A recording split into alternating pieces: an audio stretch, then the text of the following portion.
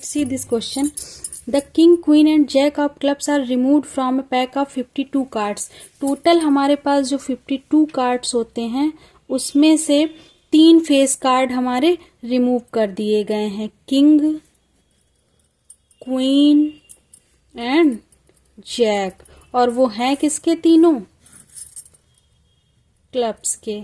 तो जब 52 में से हमारे 3 कार्ड माइनस हो जाएंगे तो हमारे पास टोटल कार्ड्स कितने बचेंगे? अब 49।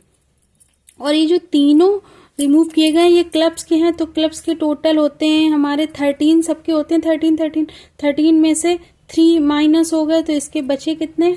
10। अब हमसे जो पूछ रहा है वो बताते हैं। फर्स्ट पार्ट में कह रहा है प्रोबेबिलिटी बतानी है ऑफ स्पेट्स की, प्रोबेबिलिटी ऑफ गेटिंग स्पेट्स। तो देखिए टोटल कार्ड्स हमारे पास अब है 49, इसमें से स्पेट्स सबके 13 होते हैं, स्पेट्स का भी 13, तो 13/49 हो गया।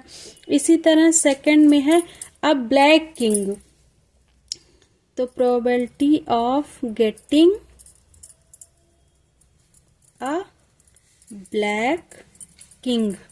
टोटल कार्ड हमारे पास 49 है, उसमें से ब्लैक किंग क्योंकि एक तो हमारा निकल गया है क्लब का, तो अब हमारे पास एक ही बचा है, तो 1/49 हो जाएगा।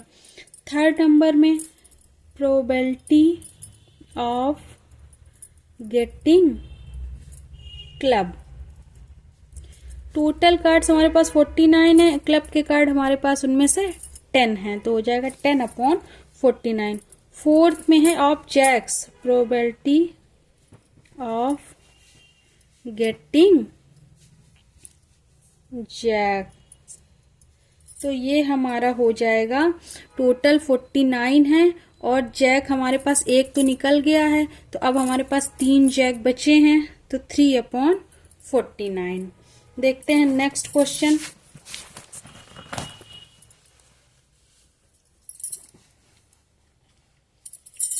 अब passenger while boarding the plane, एक पैसेंजर था जो प्लेन पे जा रहा था, तो वो स्लिप्ड हो गया, उसको चोट लग गई, तो पायलट उसको लेकर गया इमरजेंसी क्लिनिक पे। इसमें जो हमारी फ्लाइट थी वो ½ एन आवर डिले हो गई। हमें जिस डेस्टिनेशन में पहुंचना था उसकी डिस्टेंस थी 1500 kilometre, 1500 kilometre.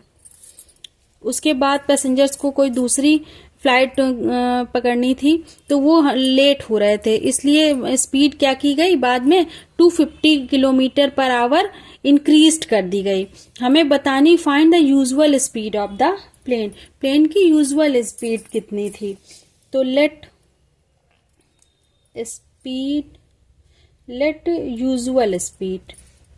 Usual speed of the plane suppose कर लेते हैं x किलोमीटर पर आवर्स की स्पीड से वो चलता था, लेकिन अब इंक्रीज करके चलाया जा रहा है प्लेन, तो इंक्रीज्ड स्पीड ऑफ प्लेन हमारी x थी उसमें से 250 इंक्रीज कर दी गई, तो अब हो गई x + 250 किलोमीटर पर आवर। अब हम जानते हैं कि टाइम इज इक्वल टू क्या होता है? Distance upon speed. तो देखिए टाइम हमारा कितना लगता है अगर यूजुअल स्पीड से चलता? Time taken with usual speed में कितना टाइम लगता है? डिस्टेंस तो हमारी वही है 1500 किलोमीटर, और अगर इस स्पीड से चलता तो 1500/x, ये हमारा टाइम लगता। लेकिन अब हमारी स्पीड बढ़ा दी गई है, तो टाइम टेकन, इसको सपोज हम t1 सपोज कर लेते हैं, time taken with increased speed. अब कितना टाइम लग रहा है हमारा? 1500 स्पीड हमारी कितनी है? x + 250। दोनों के बीच में हमारा डिफरेंस कितने का है? ½ एन आवर का। तो हम बड़े वाले में से छोटे वाले को क्या कर देंगे? माइनस। देखो डिस्टेंस तो दोनों में सेम है, जिसका डिनोमिनेटर छोटा है वो हमारी क्या होगी? बड़ी होगी।